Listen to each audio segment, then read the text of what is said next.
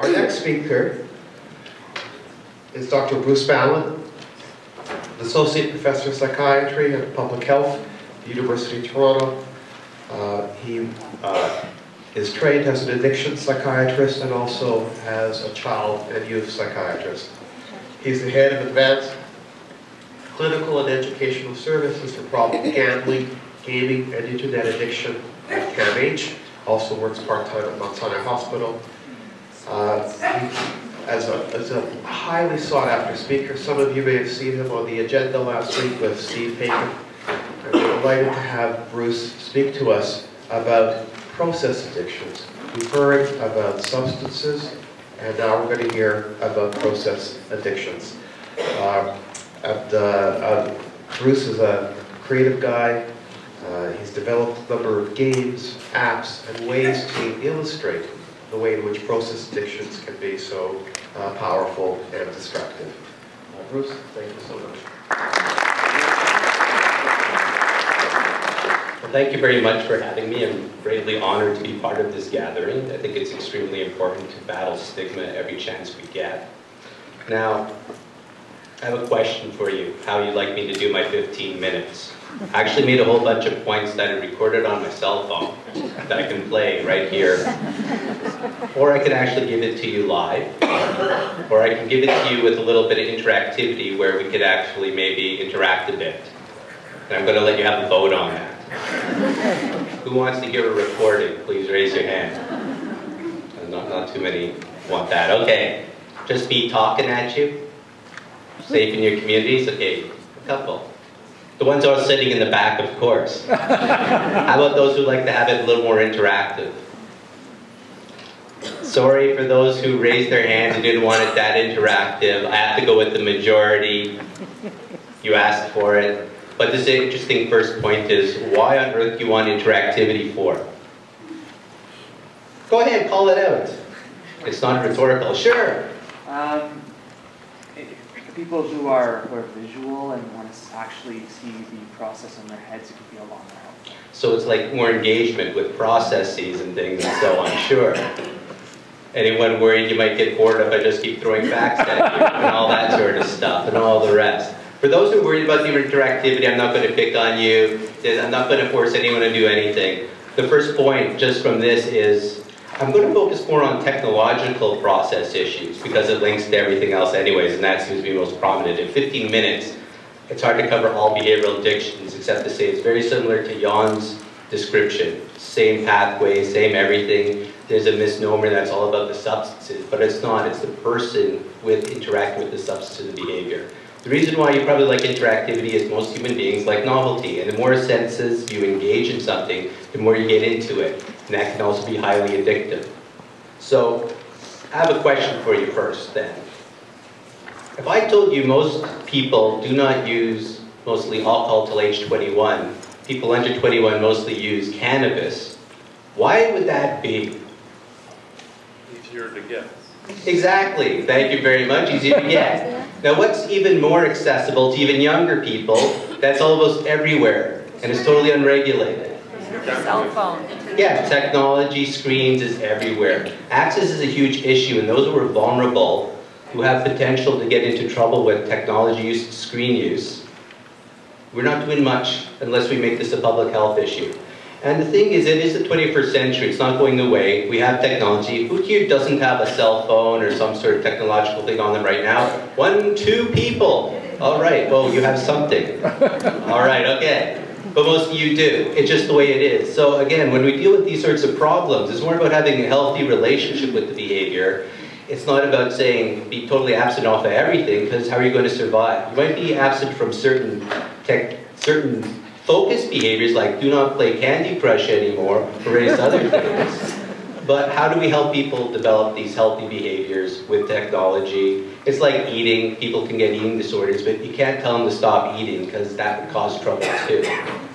So let me ask you, any of you seen video games out there? Know youth who play video games?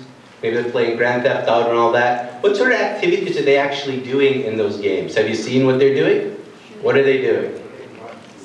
Shooting. They're shooting, okay. They're doing some action, yes.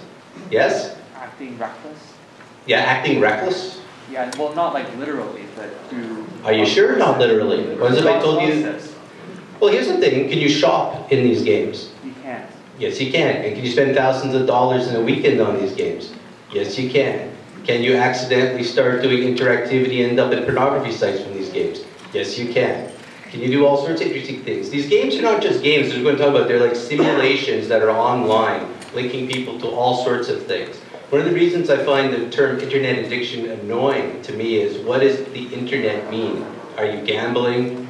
Are you gaming? Are you talking? Are you looking at pornography? Are you shopping? It's all shoved together, but it's very important to understand why people do what they do. As Ori was saying before, a lot of things is very context specific. It wasn't just doing it because of the substance, there was driving forces underneath, and it's extremely important to understand that. So here's another question for you. Who invented the first-person shooter? And for those who wonder what that is, it's a game where you go, bang, shoot the zombie in the head, bang, shoot the zombie in the head, bang, shoot the whatever in the head, coming at you. Who invented the first-person shooter? It wasn't Atari. Who? The Army. Thank you very much. It was the Army. The Army invented it. And why did the Army invent it? Because they had a problem. Most people don't like to kill other people unless you're psychopathic. Only 1 in 20 people shoot at enemies in combat. This is a problem if we want to win wars, you know, so let's do something to change the values and behaviors of people using simulations. So they did all these various techniques. And it worked. And that's why they spend tons and tons of money on it. What's fascinating is the games that come out today are not developed by the military, but they have the same sort of effect on people. That's what we're starting to see.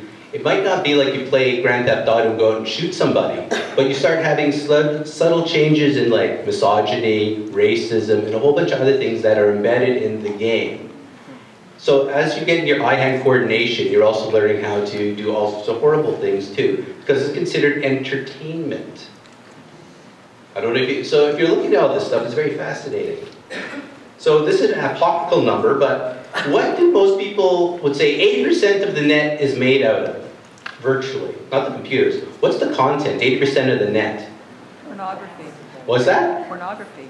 Thank you. You guys are really good, I liked it. Pornography, I don't know if it's truly 80%, but it's ubiquitous and everywhere. As much as you want to put net nannies and a whole bunch of other different things there, it might not block all those sorts of images, because sexuality is in video games, it's in art, it's all over the place, constantly bombarding people everywhere.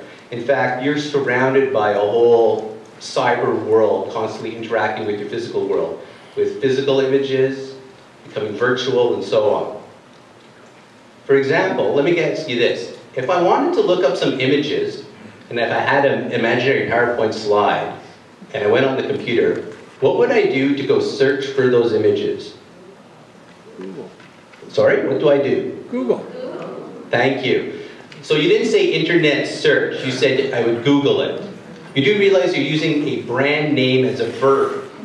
How did that get stuck in your heads? You do realize you're being programmed by media too, at a subconscious level, constantly, unless you stop and reflect. For all those who Google, I guess who uses Bing here? Does anyone know what Bing is anymore? Yeah, okay, someone uses Bing, okay. But the whole point about the whole Googling thing, there's so much being shoved into our minds from the media, it's a dangerous thing. For example, I'm going to throw a word at you and let the first image come into your mind, the first visual image. Are you ready? Here's the word. The word is addict. What did you see immediately? Sorry? Alcoholic.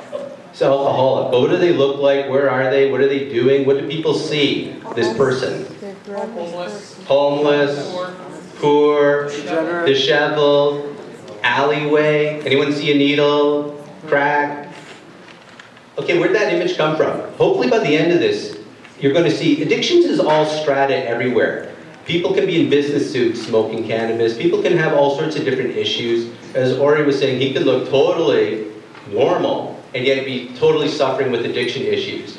And yet this image is in our minds and it's subconscious. And this is where the stigma is. The stigma is not just outside. The stigma is within us all the time. It's just going to be there. It's by stopping and reflecting, realizing, oh, that's not totally true, but it's in my head. And if I don't become aware of it, that's how I'm going to start creating stigma towards others. It's also going to stop me from reaching out for help. I don't want to be associated with a guy living in the street, like shooting up with crack and that, but in fact, there's lots of help for people for all levels of addiction.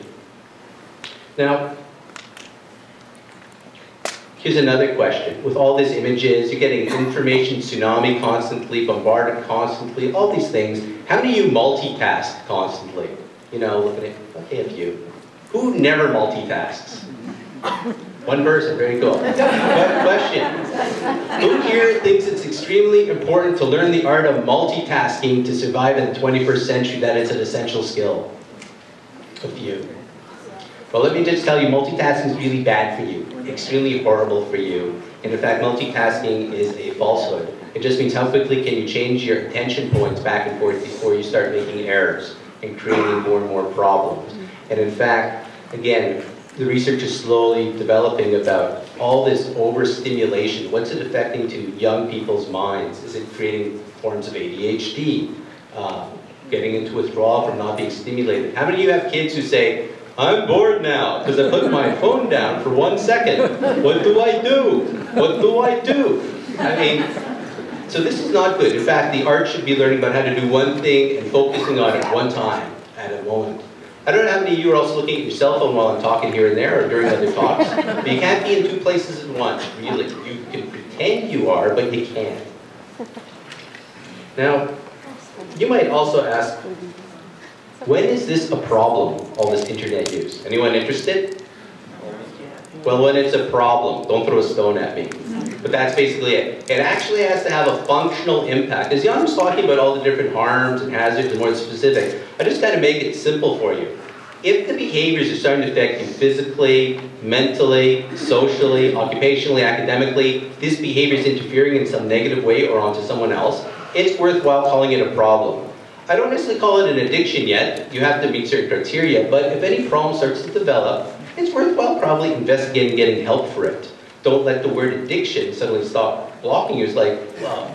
But again, how many of you actually watch Netflix here and there? Anyone binge a bit? Or, you know, it's like 10:30, you know you got to work tomorrow. And you know what I'm talking about, right? Oh, let's watch 5 more minutes. 5 more minutes. But then, yeah, and then you're tired next day. It's these subtle things. So that's when it's the problem. And again, there's a whole spectrum.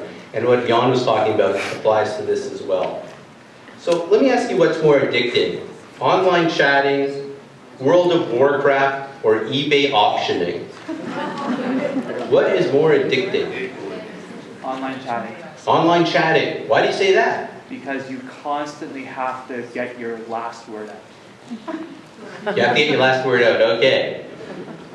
Cool, any other takers, thoughts? Yes? I don't think it matters which of the three, because the addiction is to the specific thing, not the actual, the thing isn't the addiction, it's the people using it.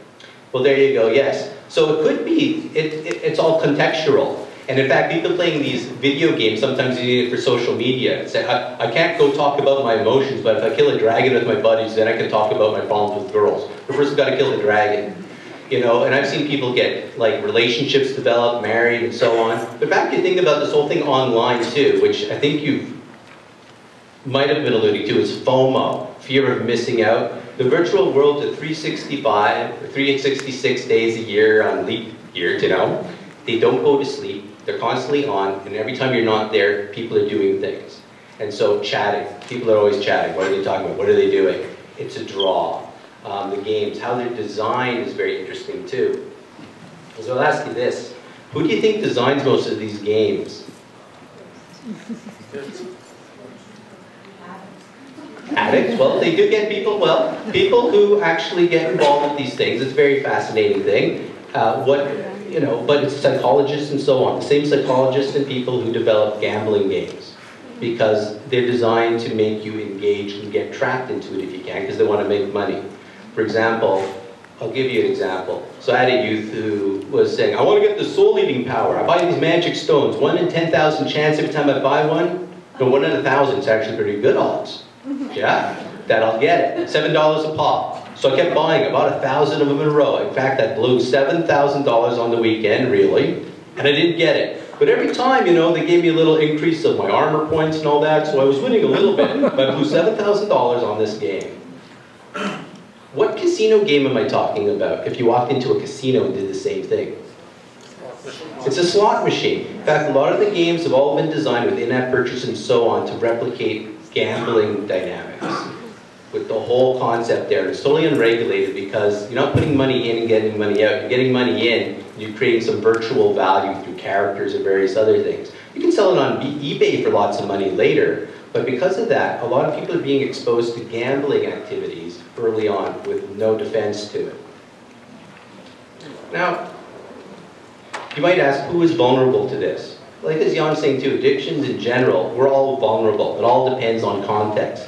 But people who are going through stresses, people with genetic backgrounds, people with concurrent disorders, will all maybe gravitate to using these types of behaviors, maybe to escape, dissociate themselves, or sometimes hype themselves up. A lot of these games are very exciting. So if you have depression or ADHD, they're actually self-medicating with it. You take away the game, their attention is all over the place, give them the game, they're totally focused. Not very useful for the long term, but people are trying to always help themselves. A lot of things in addictions in general, people look like they're self-destructing, but in the moment, every time they're doing an addictive behavior, it's because then in their mind, they're trying to hold themselves together. So it's always positive to them in the moment. It doesn't say I want to kill myself, I actually want to prevent myself from falling apart. It's only when the pain's too much and there's no other solutions do they start thinking about things like suicide and so on.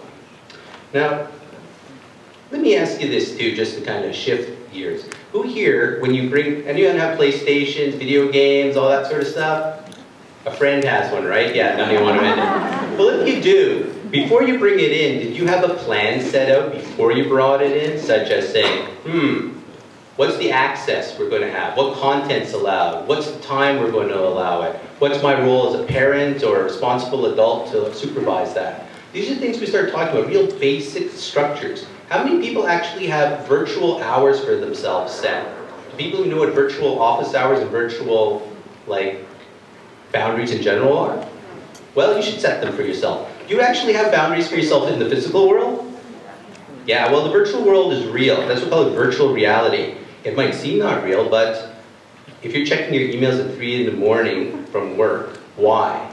How many of you are going to be checking work emails later tonight? Okay, you don't have to answer that. Okay, some of you did. But I said, why? Is there an emergency? Maybe there is. Maybe you're the type of person that there could be an emergency. But if not, why are you doing this? So about setting actual virtual healthy boundaries for yourself is extremely the first points you got to put in place. Now, to me, this is all about public health as well. I mean, there's people get into trouble later on that would do all the clinical work, but in general, how many of you have actually seen public health guidelines for the healthy use of technology? Probably nobody, because they don't exist. We have them for sex, we have them for drugs, we have all sorts of things. And that's why there's lots of trouble, why people start pulling out cell phones in the middle of business meetings, at family dinner tables, at clinical meetings. This is under development right now, but just even having a baseline is what we're working on at CAMH and various other places to try to put forward to help with what we're talking about here tonight. Now, I don't have much else to say right now except, how many of you actually looked at your cell phone at least once while I was talking? Okay, a couple of you.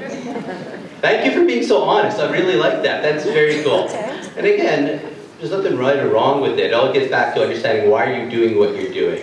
And remember that as much as we talk about youth as well for like technological use, it's the adults that have just as many issues with it. And what we do role models what our future generations will be doing as well. And with that, I will stop and I look forward to your questions later. Thank you.